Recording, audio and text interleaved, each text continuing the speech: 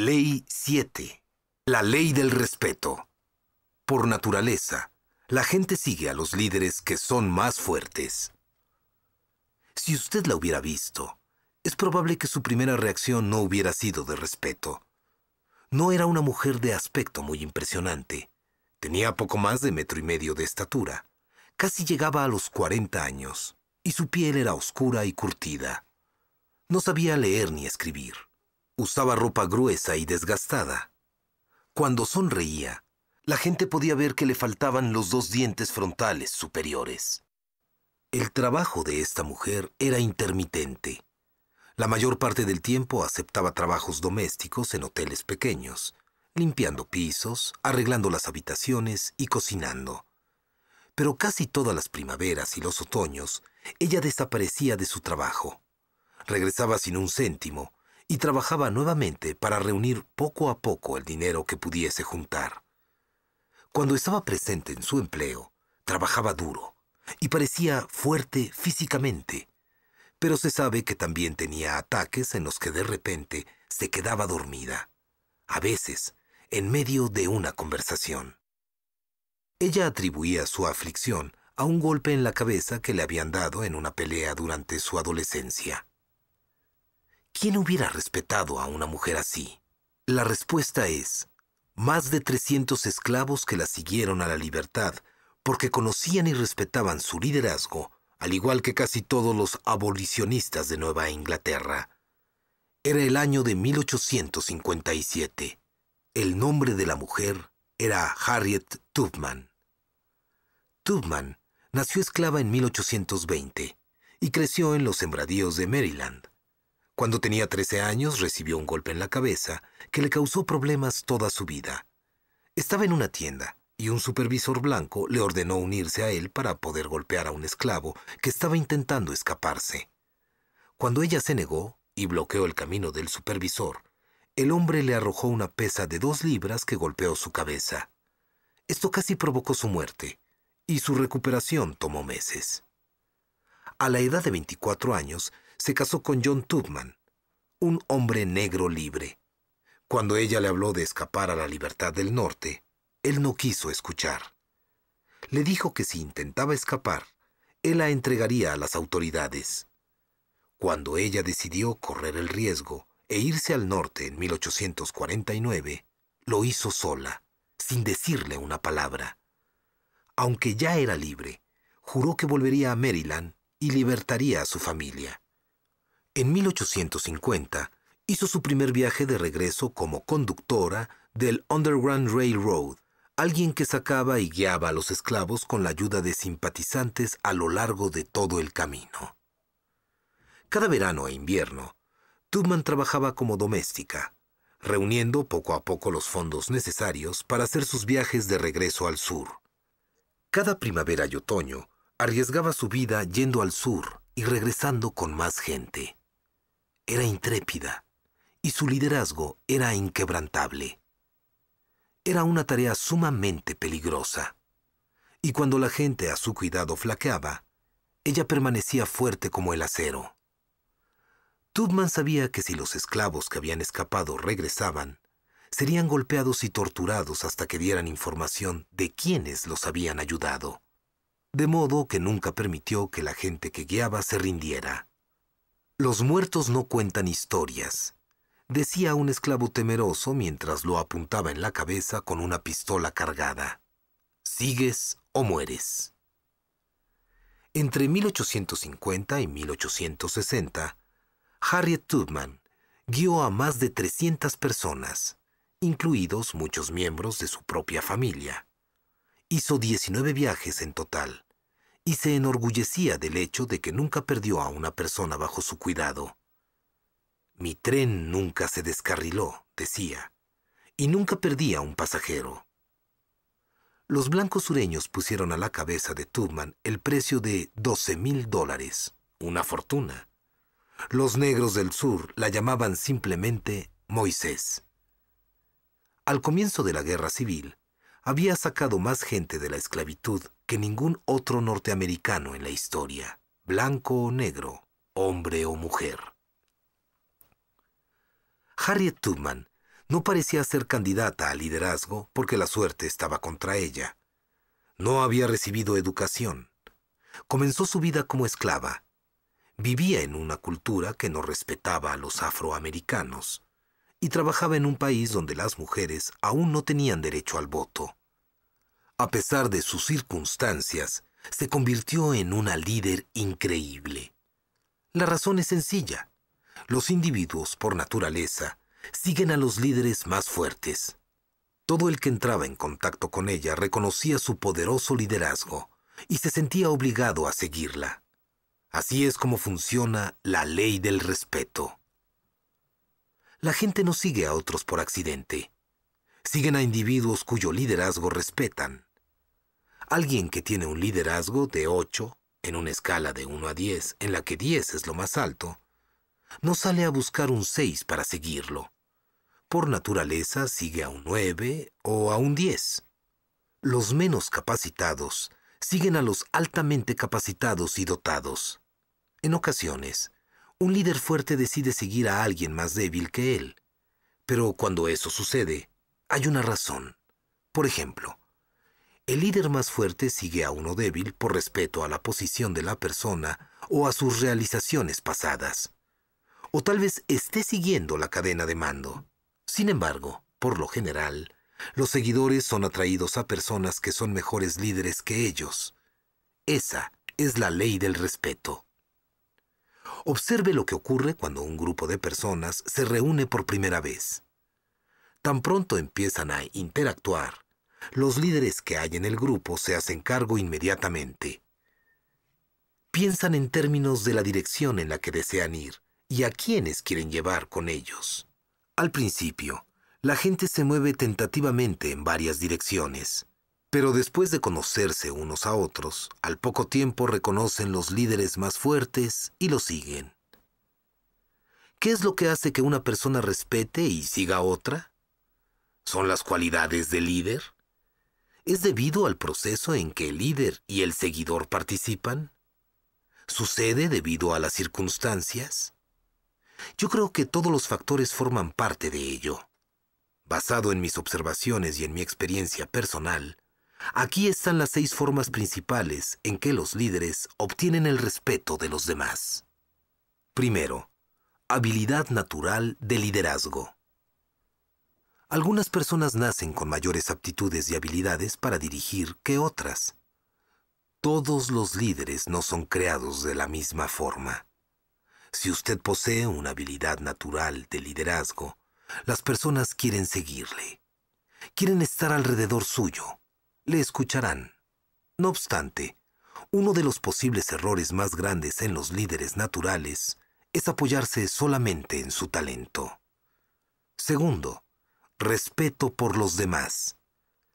Los dictadores y otros líderes autocráticos se apoyan en la violencia y en la intimidación para hacer que las personas hagan lo que ellos quieren.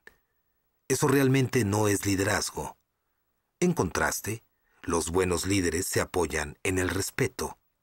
Ellos comprenden que todo liderazgo es voluntario. Cuando los líderes muestran respeto por los demás, especialmente por las personas que tienen menos poder o una menor posición que ellos, obtienen su respeto. Y las personas quieren seguir a personas que respetan grandemente. Tercero, valor.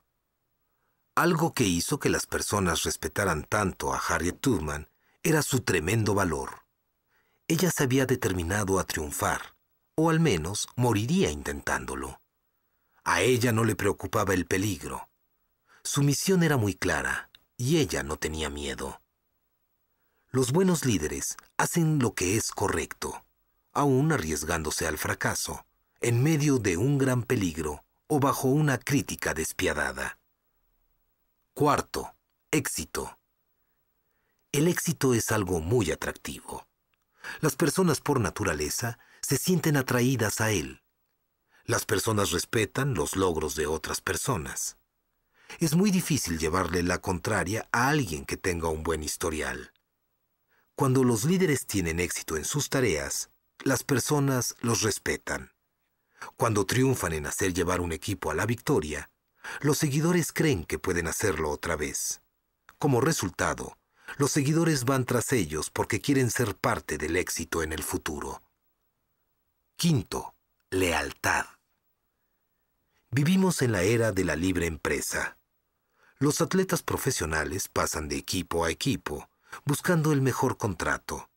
Los presidentes ejecutivos negocian altos paquetes financieros y luego se van como millonarios cuando las cosas salen mal. El trabajador promedio, de acuerdo con una información, cambiará de ocupación 10 veces antes de tener 36 años. En una cultura de cambios y transiciones constantes, la lealtad es algo muy valioso. Cuando los líderes se mantienen con el equipo hasta que el trabajo se realice, cuando se mantienen leales a la organización, aún en medio de dificultades y cuidando de sus seguidores, aunque esto les afecte, eso hace que ellos le sigan y le respeten por sus acciones. Sexto, añadirle valor a los demás. Quizá la fuente más grande de respeto de un líder surge de su dedicación al añadir valor a los demás. Ya que he hablado de esto extensamente en la ley de la adición, probablemente no necesito decir más en este capítulo. Pero puede estar seguro que los seguidores valoran a los líderes que les añaden valor, y su respeto por ellos se mantiene aún después de que la relación ha terminado. Si usted desea medir cuánto respeto tiene como líder, lo primero que debe hacer es mirar a quién atrae. Otra cosa que debe hacer es ver cómo responden las personas cuando usted les pide que hagan un compromiso o un cambio. Cuando los líderes son respetados y piden un compromiso, su gente da un paso al frente y lo apoyan. Están preparados para tomar riesgos, atacan la colina, trabajan por largas horas o hacen lo que sea necesario para realizar el trabajo. De la misma forma, cuando los líderes respetados piden un cambio, los seguidores están dispuestos a aceptarlo. Pero cuando los líderes no son respetados y ellos piden un compromiso o un cambio, las personas dudan, se excusan o simplemente se alejan. Es muy difícil que un líder que no se ha ganado el respeto logre hacer que otras personas le sigan. En octubre de 1997, el baloncesto universitario presenció el retiro de otro gran líder, alguien que inspiraba respeto, pues pasó más de 30 años de su vida dándose a los demás. Su nombre es Dean Smith y era el entrenador principal de baloncesto de la Universidad de Carolina del Norte.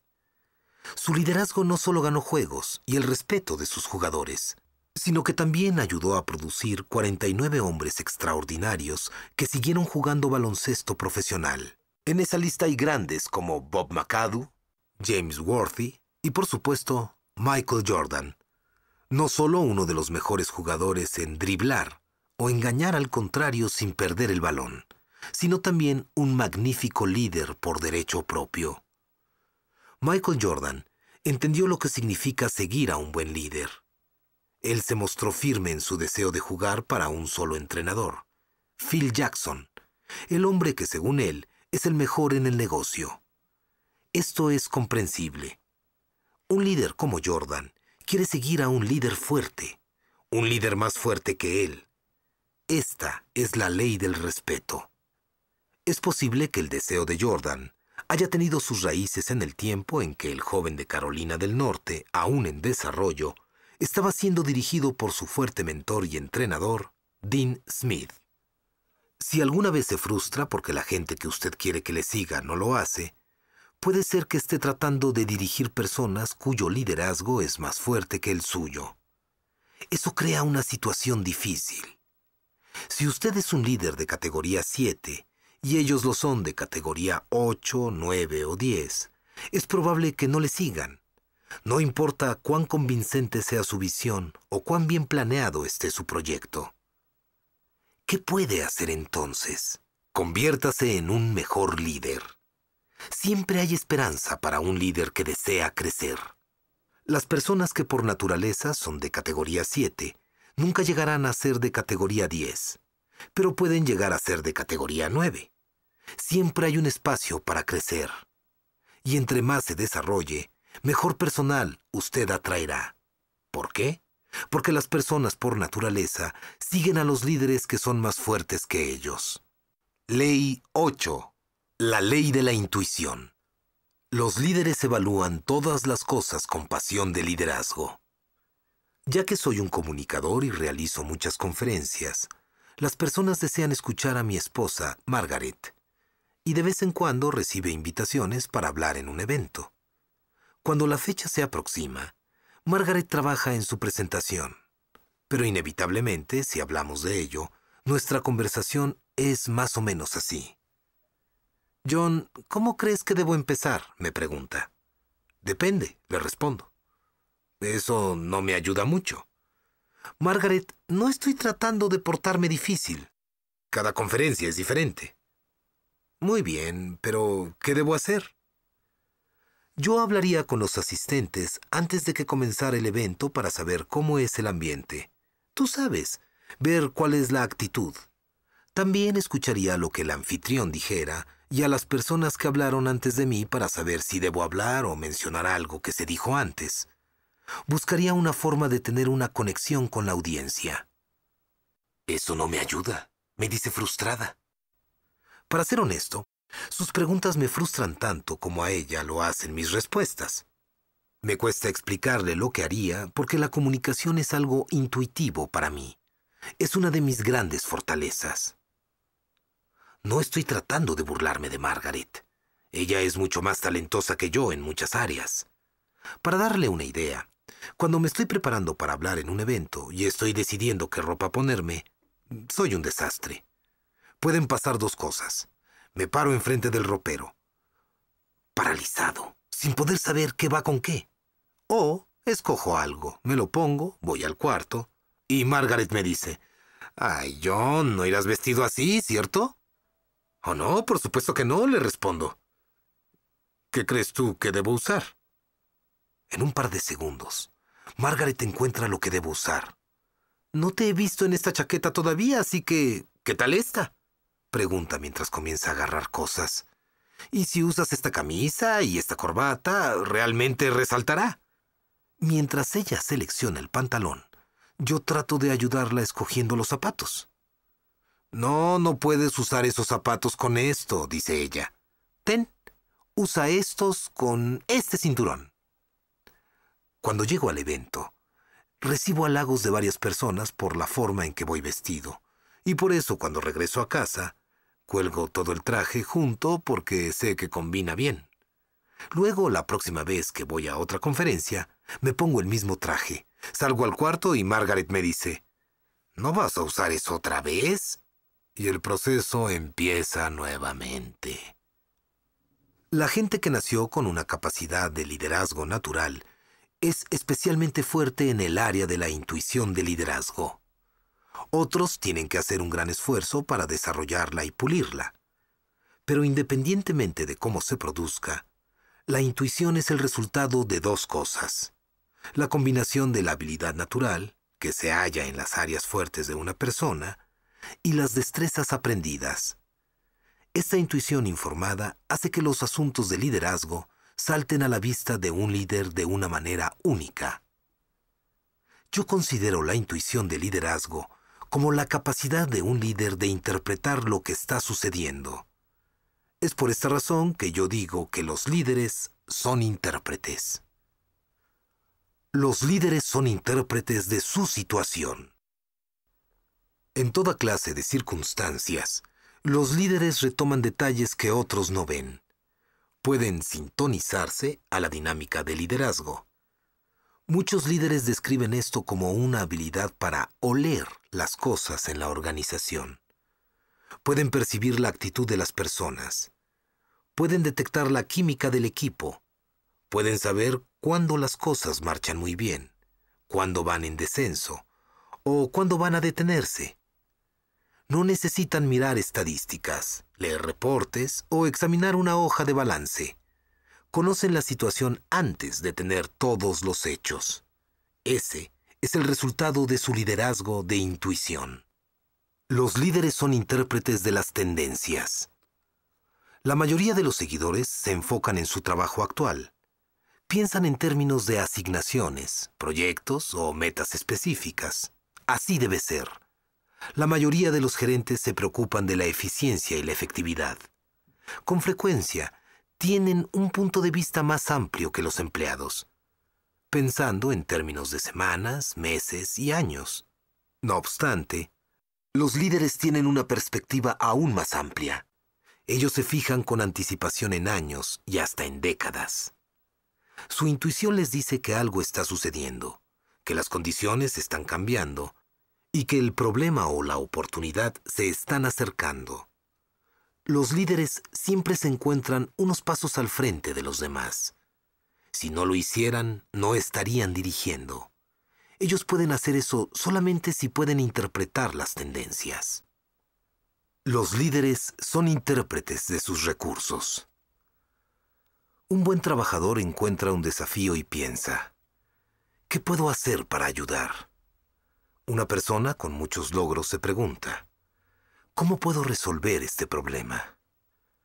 El máximo ejecutor se pregunta, ¿qué debo hacer para llegar al siguiente nivel y poder superar esto? Ellos ven el desafío, el problema o la oportunidad y luego piensan, ¿quién es la mejor persona que puede encargarse de esto?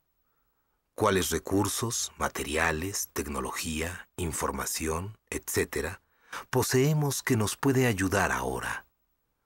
¿Cuánto nos costará esto? ¿Cómo puedo estimular a mi equipo para que triunfen? Los líderes ven todo con un prejuicio de liderazgo. Su enfoque es movilizar a las personas y reforzar los recursos para lograr sus metas, más que utilizar sus propios esfuerzos. Los líderes que quieren triunfar utilizan al máximo cada recurso y cada activo que tienen para el beneficio de su organización. Por esa razón, continuamente están conscientes de lo que tienen a su disposición. Los líderes son intérpretes de las personas. El presidente Lyndon Johnson dijo una vez que cuando uno entra a una habitación y no puede saber quién está a favor y quién está en contra de uno, no pertenece al mundo de la política. Interpretar a las personas es quizá la habilidad intuitiva más importante que los líderes pueden poseer. Después de todo, si lo que usted está haciendo no involucra a las personas, entonces no es un liderazgo. Y si no puede persuadir a las personas para que le sigan, entonces no está dirigiendo. Los líderes son intérpretes de sí mismos. Por último, los buenos líderes desarrollan la capacidad de interpretarse a sí mismos. Los líderes no solo deben saber cuáles son sus puntos fuertes y sus puntos ciegos, sus destrezas y debilidades, sino también su estado de ánimo mental actual. ¿Por qué? Porque los líderes pueden obstaculizar el progreso tan fácilmente como lo pueden ayudar a crear. De hecho, es más fácil dañar una organización de lo que es edificarla. Todos hemos visto organizaciones excelentes que necesitaron muchas generaciones para construirse y que se destruyeron en cuestión de años. Cuando los líderes enfrentan un problema, automáticamente lo miden y comienzan a resolverlo, aplicando la ley de la intuición. Todo lo evalúan con la predisposición de liderazgo. Por ejemplo, usted puede notar cómo entró en acción la intuición de liderazgo en Apple Computer. Casi todo el mundo conoce la historia del gran éxito de Apple. La compañía fue creada en 1976 por Steve Jobs y Steve Wozniak, en la cochera del padre de Jobs. 4 años después, el negocio se hizo público, abriendo acciones a $22 cada una y vendiendo 4.6 millones de acciones. De la noche a la mañana, hizo millonarios a más de 40 empleados e inversionistas. Pero la historia de Apple no es toda positiva. Desde aquellos primeros años, su éxito, el valor de las acciones y la capacidad de capturar clientes han fluctuado mucho. Jobs se fue de Apple en 1985, presionado por una batalla con John Sculley, el jefe principal, antiguo presidente de la junta directiva de la Pepsi, que Jobs había empleado en 1983. Sculley Fue sucedido por Michael Spindler en 1993 y luego vino Gilbert Amelio en 1996. Ninguno pudo restablecer el éxito previo de Apple. En sus días de gloria, Apple había vendido 14.6% de todos los computadores personales en Estados Unidos. En 1997, las ventas disminuyeron a 3.5%.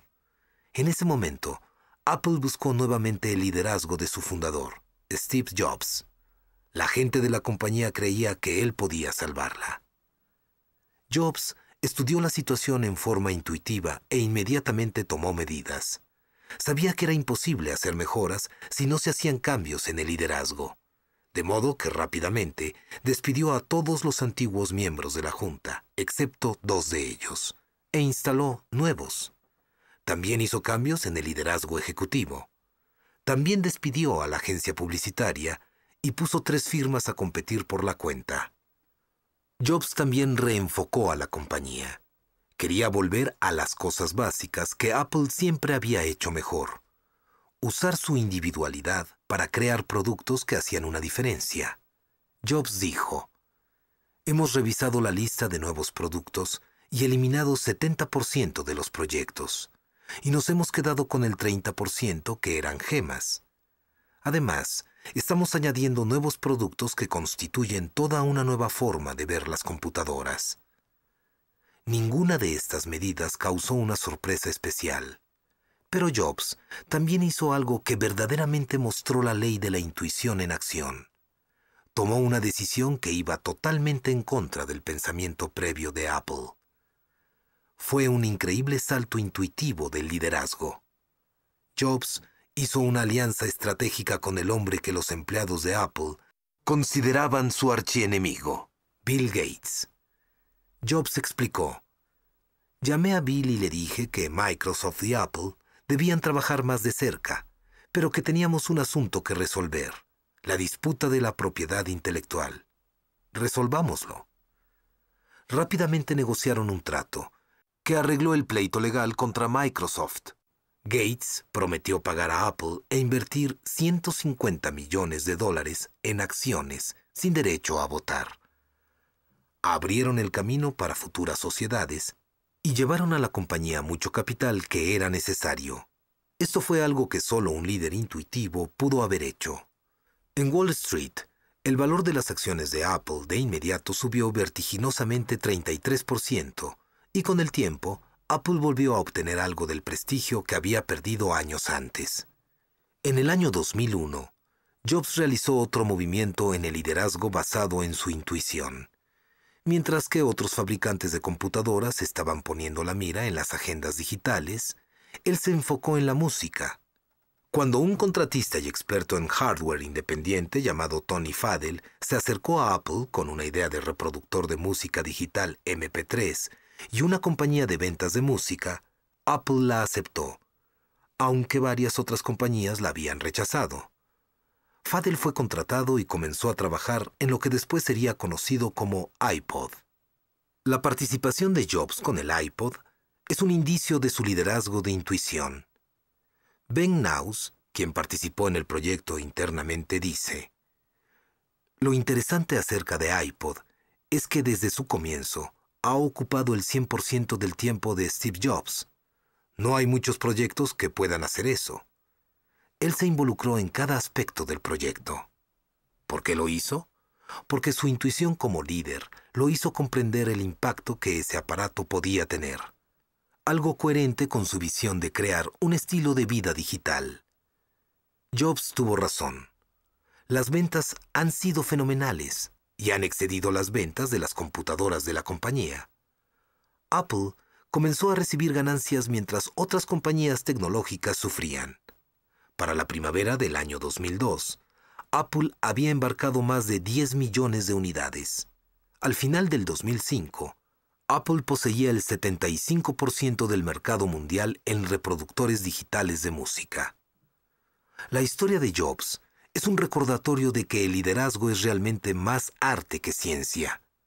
Los principios de liderazgo son constantes, pero la aplicación de los mismos cambia con cada líder y cada situación. Por eso es necesaria la intuición. Sin ella, uno puede ser tomado por sorpresa. Y esa es una de las peores cosas que le puede suceder a un líder. Si desea dirigir por largo tiempo, usted debe obedecer la ley de la intuición. Ley 9. La ley del magnetismo. Usted atrae a quien es como usted. Los líderes eficaces siempre están al acecho de personas valiosas. Creo que cada uno de nosotros lleva una lista mental del tipo de gente que nos gustaría tener en nuestra organización. Piense en lo siguiente. ¿Sabe qué tipo de personas está buscando ahora mismo? ¿Cómo describiría a los empleados perfectos? ¿Qué cualidades poseen estos individuos? ¿Quiere que sean dinámicos y emprendedores? ¿Está buscando líderes? ¿Desea usted que sean personas de 20, 40 o 60 años?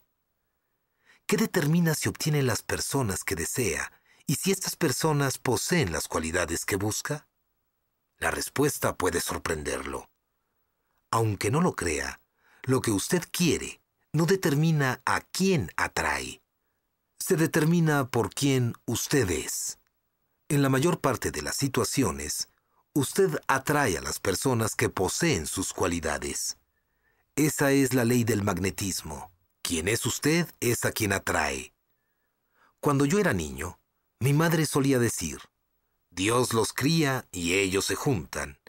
El que anda con sabios, sabio será. Pensaba que este era un prudente refrán cuando jugaba a la pelota con Larry, mi hermano mayor. Él era un buen atleta, y yo creía que si jugaba con él, también lo sería. Cuando crecí, instintivamente me di cuenta que los buenos estudiantes pasan su tiempo con buenos estudiantes, y la gente que solo desea jugar se reúne con gente semejante. Pero creo que no entendí realmente el impacto de la ley del magnetismo hasta que me trasladé a San Diego, California, y me convertí en el líder de la última iglesia que pastoreé. Mi predecesor en la iglesia, Skyline, era el Dr. Orval Butcher. Este es un hombre maravilloso con magníficas cualidades.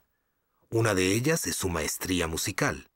Toca el piano y tiene una hermosa voz de tenor irlandés aún hoy a sus 80 años de edad. Cuando llegué en 1981, Skyline tenía una sólida reputación por su magnífica música. Era conocida a escala nacional por sus sobresalientes producciones musicales. De hecho, la iglesia estaba repleta de músicos y vocalistas talentosos. ¿Por qué había tantos músicos excepcionales en Skyline? La respuesta se encuentra en la ley del magnetismo. La gente con talento musical era, por naturaleza, atraída por el Dr. Butcher. Lo respetaban y lo entendían, compartían su motivación y sus valores, tenían los mismos intereses. Ellos estaban sintonizados con él. Los líderes ayudan a moldear la cultura de su organización basados en lo que son y lo que hacen. La música era valorada. Era practicada con excelencia. Era utilizada para alcanzar a la comunidad. Estaba arraigada a la cultura de la organización. Yo, en cambio, disfruto la música, pero no soy músico. Después de tomar el mando de la iglesia, el número de músicos nuevos disminuyó rápidamente. Pero, ¿sabe usted qué tipo de gente comenzó a llegar a la iglesia? Líderes. Yo valoro el liderazgo. Lo modelo, entreno gente y premio el liderazgo. El liderazgo se entretejió en la fibra de nuestra organización.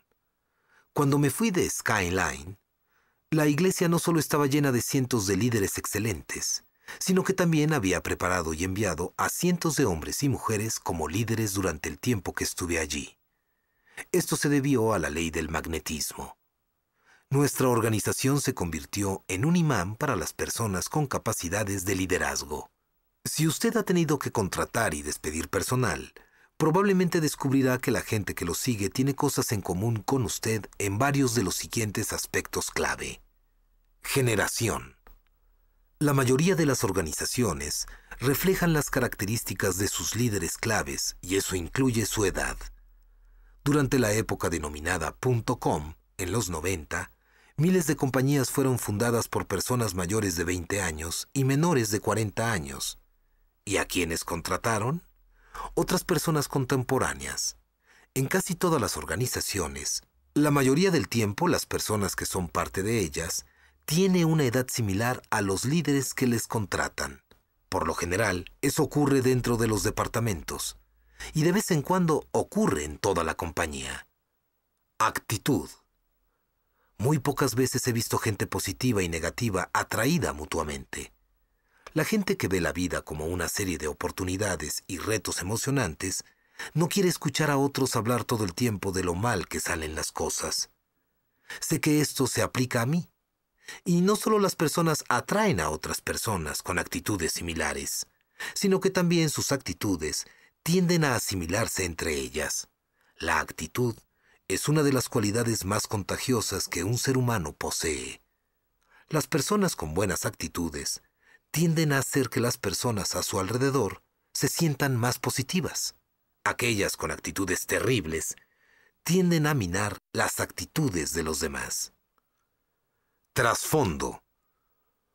Una de las hazañas más memorables de Theodore Roosevelt fue su osado ataque al Cerro San Juan con sus hombres de caballería conocidos como Rough Riders, jinetes rudos, durante la guerra de Estados Unidos contra España. Roosevelt reclutó personalmente a toda la compañía voluntaria de caballería y se dio cuenta de que este era un grupo extraordinariamente peculiar. Estaba compuesto principalmente por dos tipos de hombres: aristócratas ricos del noreste y vaqueros del oeste estadounidense. ¿Por qué? Porque T.R. era aristócrata de nacimiento, un neoyorquino educado en Harvard, y se transformó en un cazador de caza mayor en las Dakotas del oeste.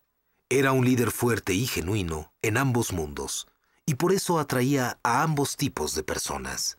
Las personas atraen o son atraídas a otras personas con un trasfondo similar. Los obreros tienden a andar unidos. Los jefes tienden a contratar personas de la misma raza. Las personas con educación tienden a respetar y a valorar a otras que también sean educadas. Este magnetismo natural es tan fuerte que las organizaciones que valoran la diversidad tienen que luchar contra él. Valores. Los individuos son atraídos a líderes cuyos valores son similares a los de ellos.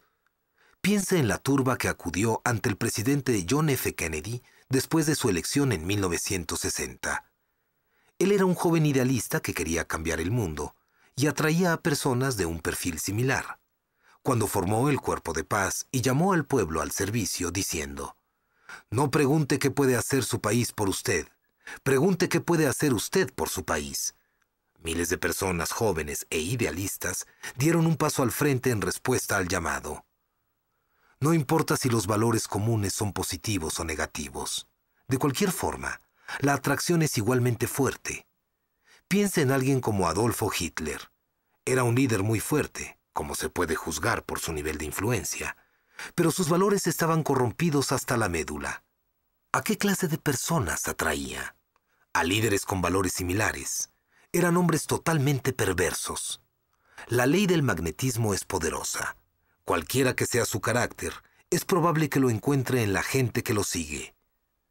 Energía. Es algo bueno que las personas con niveles similares de energía sean atraídas mutuamente, porque cuando se une una persona de mucha energía con una persona de muy poca energía y se les pide que trabajen unidas, pueden volverse locas. La persona de alta energía piensa que la persona de poca energía es perezosa, y la persona de poca energía piensa que la otra está loca. Talento. Las personas no salen por allí a buscar líderes mediocres. Las personas se sienten atraídas a la capacidad y a la excelencia, especialmente en el área del talento. Es muy probable que respeten y sigan a alguien que posea su misma clase de talento. Los hombres de negocios quieren seguir personas que tengan habilidad en desarrollar una organización y obtener una ganancia. Los jugadores de fútbol desean seguir entrenadores que tengan un gran talento futbolístico. Las personas creativas quieren seguir líderes que estén dispuestos a pensar sin limitaciones. El talento atrae al talento. Parece muy obvio. Sin embargo, muchos líderes esperan que personas muy talentosas los sigan, aun cuando ellos no poseen ni expresan valor por los talentos de las personas. Mientras escucha este capítulo, quizá se encuentre en una de las siguientes dos situaciones. Puede estar diciendo: no me encantan las personas que estoy atrayendo. ¿Debo quedarme en esta situación? La respuesta es no. Si usted no se siente satisfecho con la habilidad de liderazgo de las personas que atrae, utilice la ley del proceso y esfuércese para aumentar su capacidad de liderazgo. Si quiere desarrollar una organización, desarrolle al líder. Si ve que las personas que usted atrae no son confiables, entonces examine su carácter. Desarrollar un carácter más fuerte puede ser un camino difícil, pero el resultado vale la pena. Un buen carácter mejora cada aspecto de la vida de una persona. Por otro lado, tal vez esté diciendo: me gusta quién soy y me gusta la clase de gente que atraigo. Eso es grandioso. Ahora, continúe con el siguiente paso del liderazgo eficaz. Reclute personas que sean diferentes a usted para fortalecer sus debilidades. Si no lo hace, algunas tareas organizativas importantes pueden ser pasadas por alto y la organización sufrirá al final. Una organización nunca desarrolla su potencial si todos en ella son visionarios o si todos son contadores. Es posible que un líder vaya y reclute personas que no son como él, pero no serían las personas que atraería naturalmente. Atraer a personas que no son como usted requiere un alto grado de intención. Para triunfar en ello, las personas deben creer en usted y la visión que comparte debe ser convincente. Quien es usted es a quien atrae. Esa es la ley del magnetismo. Si usted quiere atraer mejor gente, conviértase en la clase de gente que usted quiere atraer. Ley 10. La ley de la conexión. Los líderes tocan el corazón antes de pedir la mano. Existen incidentes en la vida y las carreras de los líderes que se convierten en momentos cruciales en su liderazgo. Para los seguidores, el público en general y los historiadores, esos momentos por lo general representan lo que esos líderes son y lo que respaldan. Permítame darle un ejemplo. Yo creo que la presidencia de George W. Bush puede ser resumida en dos momentos cruciales que experimentó durante su periodo como presidente. El primer momento ocurrió al principio de su primer término y definió el término completo de su presidencia. Solo 4 días después del colapso de las torres, Bush fue allí. Pasó tiempo con los bomberos, los oficiales de policía y los grupos de rescate. Les dio la mano, los escuchó, asimiló la devastación. Le agradeció a las personas que estaban trabajando allí y les dijo: la nación envía su amor y compasión a todos los que están aquí. Se dice que la moral de los grupos de rescate se elevó cuando el presidente llegó y empezó a saludarlos. Las cámaras captaron a Bush en medio de la destrucción abrazando al bombero Bob Beckwith. Cuando algunos miembros de la multitud gritaron que no podían escucharlo, Bush levantó la voz y les dijo: yo los escucho, el mundo entero los escucha. Y las personas que destruyeron esos edificios nos escucharán pronto. El pueblo vitoreó. Se sintieron valiosos. Se sintieron comprendidos. Bush logró conectarse con ellos como nunca antes lo había hecho. El segundo incidente sucedió durante el segundo término de Bush y definió su presidencia. Ocurrió el 31 de agosto de 2005, 2 días después de que el huracán Katrina destruyera la ciudad de Nueva Orleans. Después de que los diques de la ciudad se rompieran y el agua la inundara, en lugar de visitar la ciudad como lo había hecho en Nueva York después del 11 de septiembre, Bush voló por encima de la ciudad en el avión presidencial, observando el daño por medio de una de las ventanillas. para el pueblo de la costa del Golfo, eso significó indiferencia. Después que la tragedia terminara, no importó lo que el presidente Bush dijera o cuánta ayuda proveyera, ya no pudo volver a obtener la confianza del pueblo. Él no se conectó con el pueblo. Él había roto la ley de la conexión. Para ser eficaces, los líderes necesitan conectarse con la gente, porque uno primero debe tocar el corazón de la gente antes de pedirles una mano. Esa es la ley de la conexión. Todos los grandes comunicadores reconocen esta verdad y la llevan a la práctica casi de manera instintiva. Uno no puede hacer que la gente actúe si primero no conmueve sus emociones. Frederick Douglass fue un orador sobresaliente y un líder afroamericano del siglo XIX. Se dice que tenía una habilidad extraordinaria para conectarse con las personas y conmover el corazón de éstas cuando hablaba. El historiador Lyron Bennett dijo lo siguiente de Douglass: podía hacer reír a sus oyentes de un esclavista que predicaba los deberes de la obediencia cristiana. Podía hacerlos ver la humillación de una sirvienta esclava negra violada por un esclavista brutal. Podía hacerlos escuchar los sollozos de una madre que era separada de su hijo. Por medio de él, la gente podía llorar, maldecir y sentir. Por medio de él, podían vivir la esclavitud. Los buenos líderes buscan conectarse con los demás todo el tiempo, sea de manera colectiva o individual. La conexión con la gente no es algo que solo debe ocurrir cuando el líder se comunica con un grupo de personas. También debe haber conexión en el plano individual. Entre mejor sea la relación y la conexión entre los individuos, más probabilidades hay de que el seguidor quiera ayudar al líder.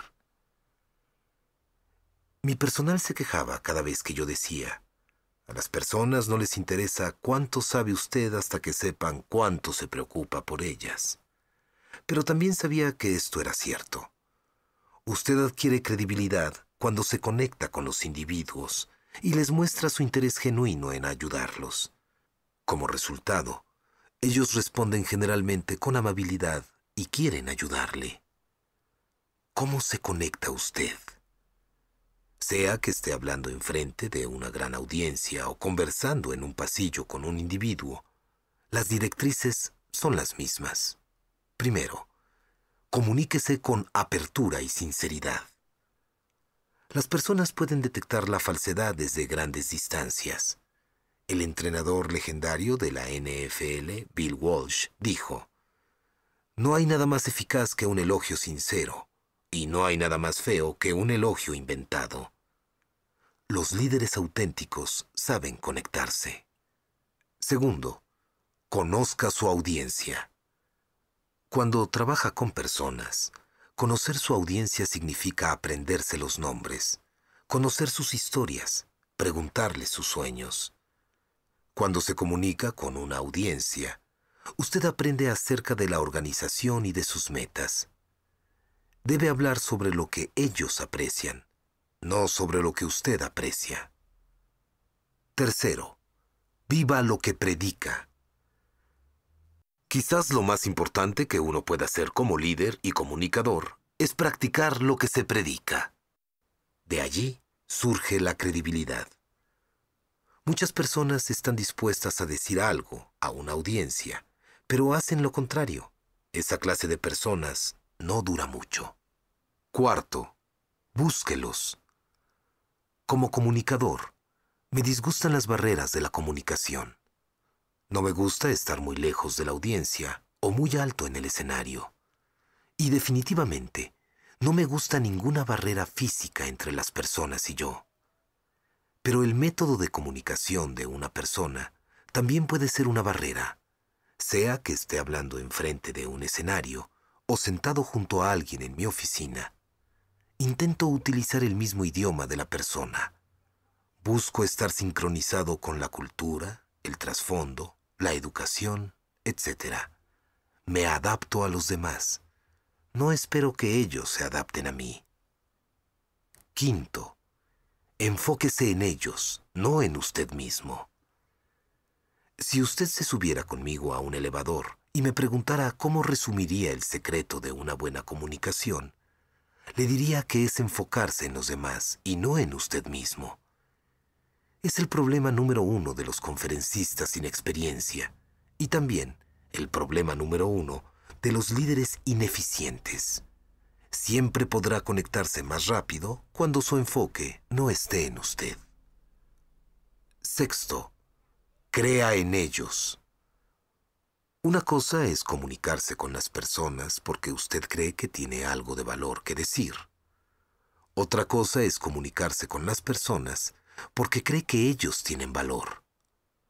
La opinión que las personas tienen de nosotros por lo que ven en nosotros no es tan importante con lo que podemos ayudarles a ver acerca de ellos mismos. Algunos líderes tienen problemas con la ley de la conexión porque creen que esta es deber de los seguidores. Esto se aplica especialmente a los líderes por posición. Estos piensan: yo soy el jefe, yo estoy a cargo. Ellos son mis empleados, que se acerquen ellos a mí. Pero los líderes exitosos que obedecen la ley de la conexión son siempre los que inician, dé el primer paso para acercarse a otros y luego haga un esfuerzo por continuar fortaleciendo la relación. Esto no siempre es fácil, pero es importante para el éxito de la organización. El líder debe hacerlo, independientemente de cuántos obstáculos haya.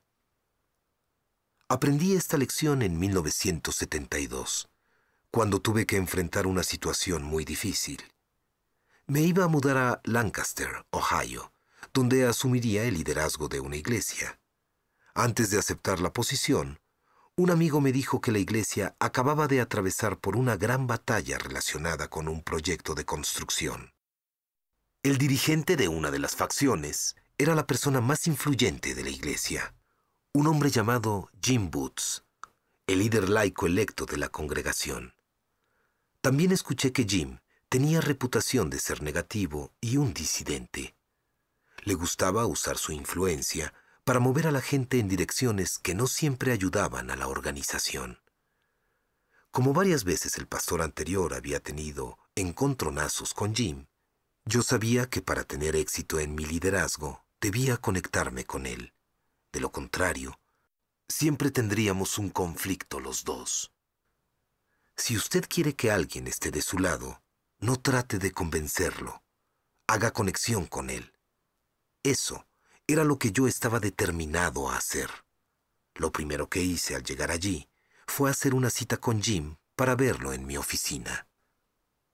Cuando él entró le dije: Jim, sé que es la persona más influyente de esta iglesia y quiero que sepa que he decidido hacer todo lo que esté a mi alcance para entablar una buena relación con usted. Me gustaría reunirme con usted todos los martes para almorzar en el Holiday Inn y hablar de las cosas.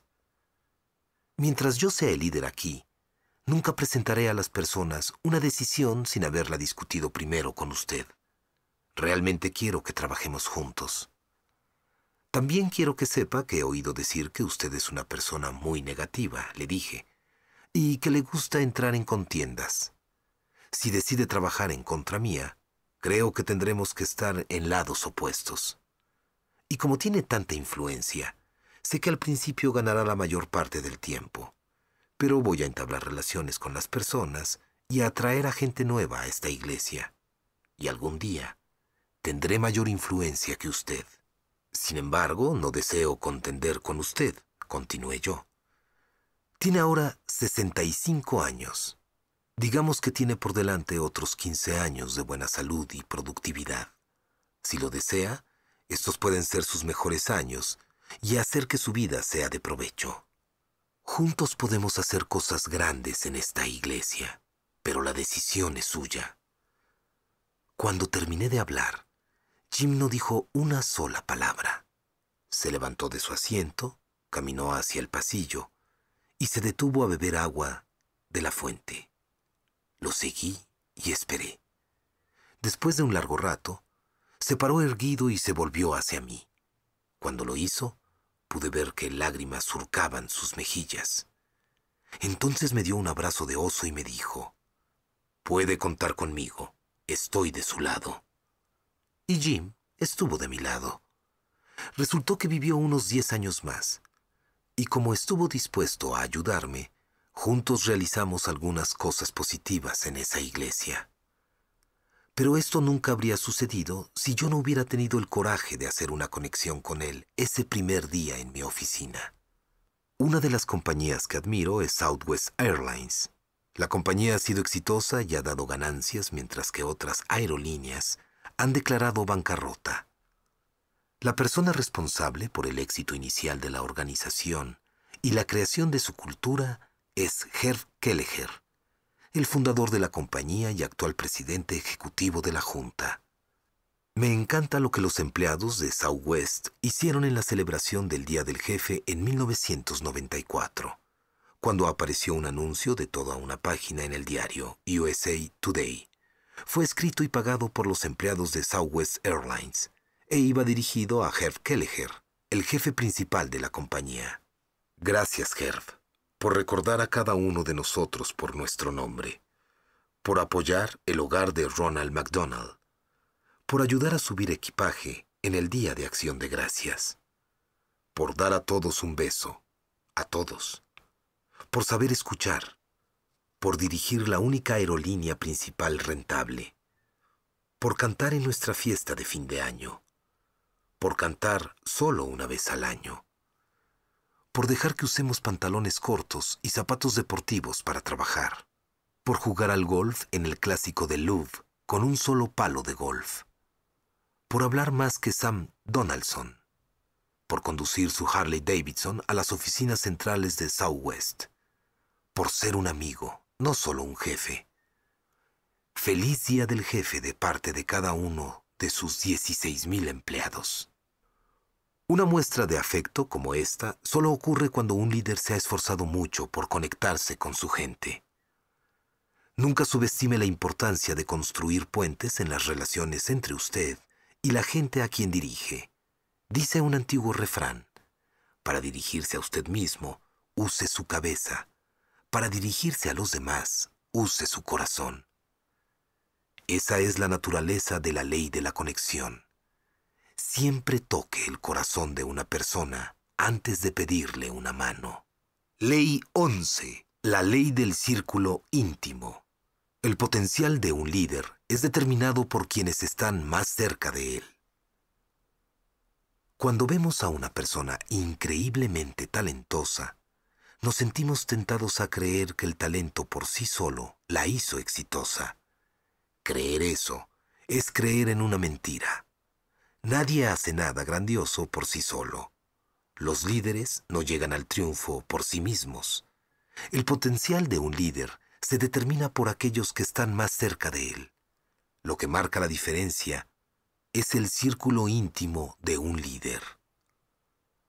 Lance Armstrong es uno de los atletas más talentosos de este planeta. Debido a sus dotes físicas, ha sido llamado un fenómeno de la naturaleza. Su deporte, el ciclismo, es quizá el deporte más extenuante. El Tour de France, que ha ganado asombrosamente 7 veces seguidas, ha sido comparado con 20 maratones en 20 días consecutivos. Claramente, Armstrong se encuentra en una clase que pocos pueden alcanzar. Su determinación es incuestionable. Su régimen de entrenamiento es incomparable. Su talento es extraordinario. No obstante, sin un equipo, él no podría ganar ningún título. El ciclismo realmente es un deporte de equipo, aunque no lo parezca para el observador casual. Durante sus carreras del Tour de France, Armstrong tuvo un equipo increíble. Su equipo era formado por Chris Carmichael, su entrenador, y Johan Rinel, un ex ciclista que trabajaba como el director deportivo y pensador táctico del equipo. Ambos hombres eran indispensables, porque al principio, cuando Armstrong intentaba seguir su propio régimen de entrenamiento e intentaba sus propias tácticas, perdía fácilmente. Pero una vez que esos dos miembros de su círculo íntimo estuvieron con él, Armstrong comenzó a utilizar su talento al máximo. Lance es el primero en decir que nunca hubiera ganado el Tour de France sin ayuda de sus compañeros de equipo. Explica el sitio web del equipo Discovery. Muchos corredores sacrifican la gloria individual de la carrera para poder trabajar con un corredor. Lance, lo que dice mucho considerando lo que está en juego. No obstante, cada año, Lance logra hacerlo gracias al trabajo de su equipo. Si el equipo se sacrificara y Lance no tuviera lo necesario para llegar al final, tendríamos que rediseñar el plan. Los líderes tienen que hacer su parte. No existe un sustituto para el desempeño, pero sin un buen equipo, por lo general, el líder no tiene oportunidad. Su potencial se determina por los que están cerca de ellos. Esa es la ley del círculo íntimo. En años recientes, personas en el mundo de los negocios han vuelto a descubrir el significado de los equipos. En los 80, la palabra mágica en los círculos de negocios era la administración. Luego, en los 90, el énfasis era en el liderazgo. Ahora, en el siglo XXI, el énfasis es en el liderazgo colectivo. ¿Por qué? Porque nadie puede hacerlo todo bien por sí mismo. Me hubiera encantado compilar menos de 21 leyes de liderazgo, pero cuando encuentro la esencia del liderazgo, todavía observo que hay 21 cosas que un líder debe hacer bien para poder dirigir eficazmente. Al mismo tiempo, también reconozco que un solo líder no puede hacer todas las 21 cosas bien. Es por eso que un líder necesita un equipo de personas.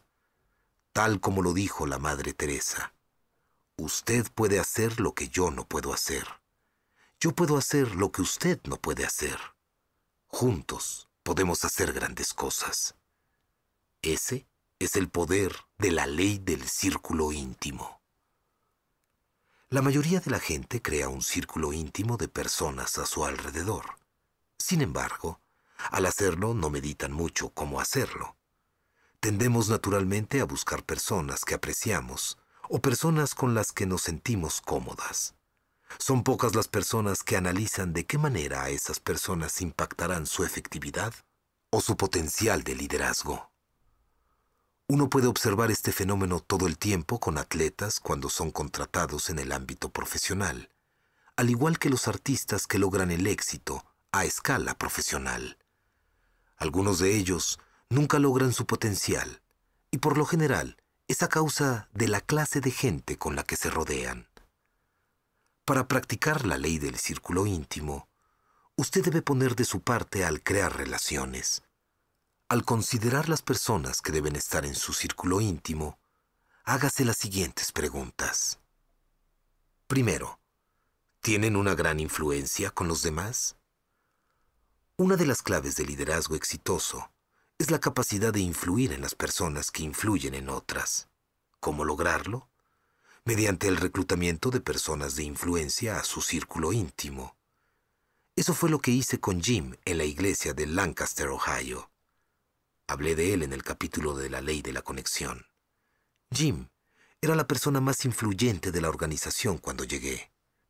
Al desarrollar una relación con Jim e involucrarlo en mi círculo íntimo, estaba haciendo dos cosas. Primero, comencé a ejercer mi influencia en él. Compartí mis valores, la visión y la filosofía del liderazgo con él.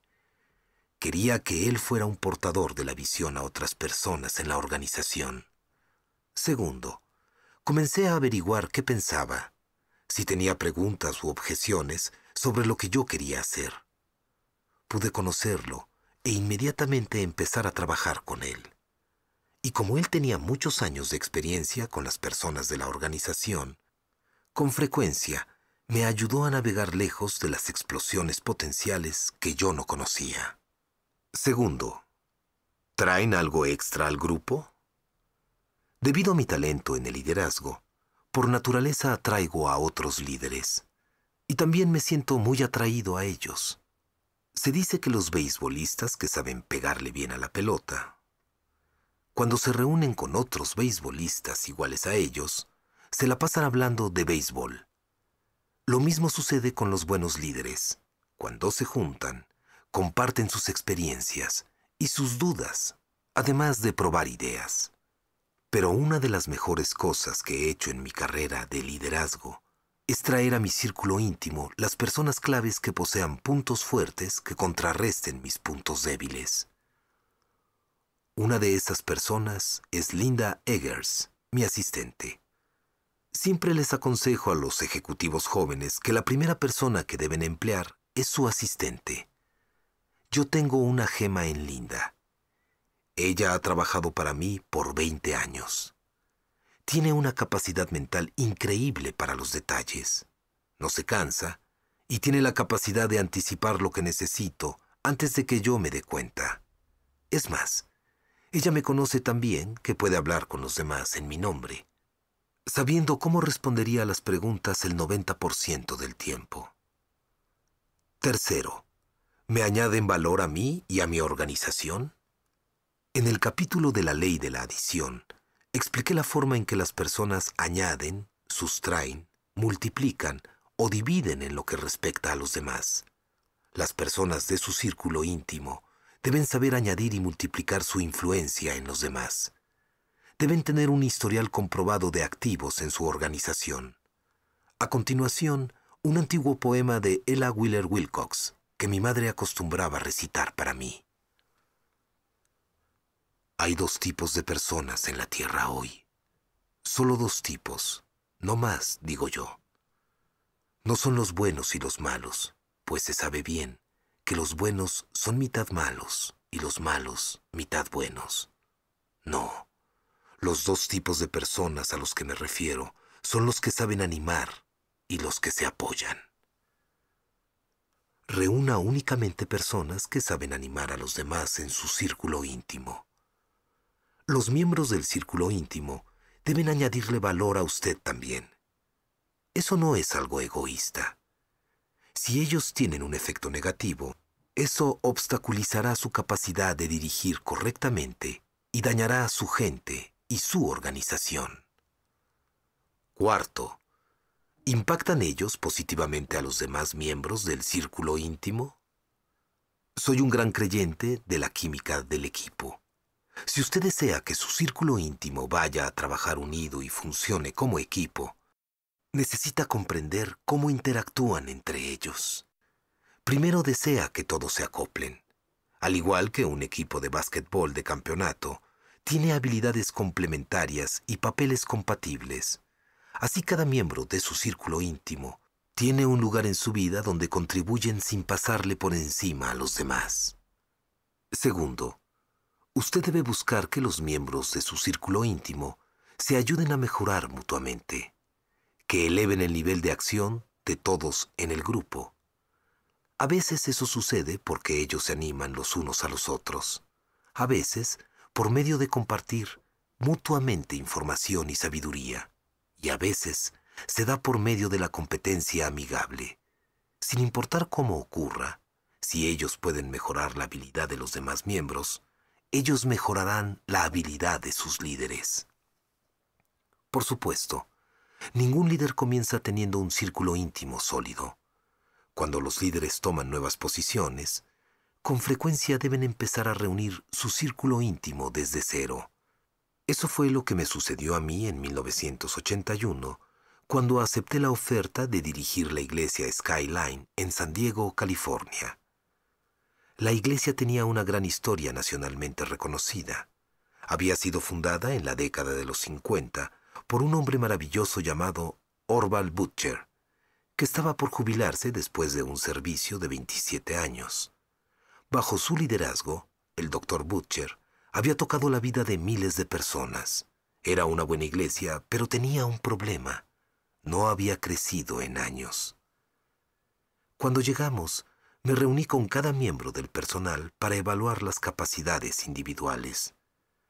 Casi inmediatamente, descubrí por qué la iglesia se había estancado. Los miembros del personal eran buenas personas, pero no eran líderes fuertes. Sin importar lo que yo hiciera con ellos, jamás iban a poder llevar la organización al lugar que deberíamos llegar. En una iglesia de ese tamaño, el personal es el círculo íntimo del líder. Si éstas son fuertes, el líder podrá causar un gran impacto. Pero si son débiles, el líder no podrá. En eso consiste la ley del círculo íntimo. Entendía claramente la tarea que tenía por delante. Debía cambiar los líderes débiles por líderes más eficaces. Esa era la única forma de transformar completamente la situación. Mentalmente dividí el personal en 3 grupos, según su capacidad de dirigir y de obtener resultados. Primero quise ocuparme del tercer grupo, compuesto por los empleados cuyas contribuciones a la organización eran mínimas. Los reemplacé por los mejores individuos que pude encontrar. Luego comencé a trabajar con el segundo grupo y después con el tercero. La organización comenzó a crecer de inmediato. 3 años después ya había limpiado la casa completamente y solo había dejado 2 miembros del grupo original. Como el círculo íntimo había subido a un nuevo nivel, la organización también pudo avanzar a un nuevo nivel. Con los años, triplicamos el tamaño de 1,000 a 3,300 asistentes semanales. El crecimiento y el éxito que experimentamos en Skyline se debieron a la ley del círculo íntimo. Cuando tuvimos el personal adecuado, el potencial se disparó hasta las nubes. Cuando me fui de esa iglesia en 1995, los líderes de distintas partes del país procuraron emplear a los miembros clave de mi personal en sus propias organizaciones. Sabían el poder de la ley del círculo íntimo y quisieron emplear a los mejores líderes que pudiesen encontrar para aumentar el potencial de sus organizaciones. Lee Iacocca dice que el éxito no procede de lo que usted sabe, sino de la gente que conoce y de cómo se presenta usted mismo ante cada uno de esos individuos. Hay mucho de cierto en esta afirmación. Si desea aumentar su capacidad y utilizar al máximo su potencial como líder, su primer paso es ser el mejor líder que pueda. Luego rodearse de los mejores líderes que pueda encontrar. Nunca olvide que el potencial de cada líder está determinado por las personas más cercanas a él. Esa es la ley del círculo íntimo.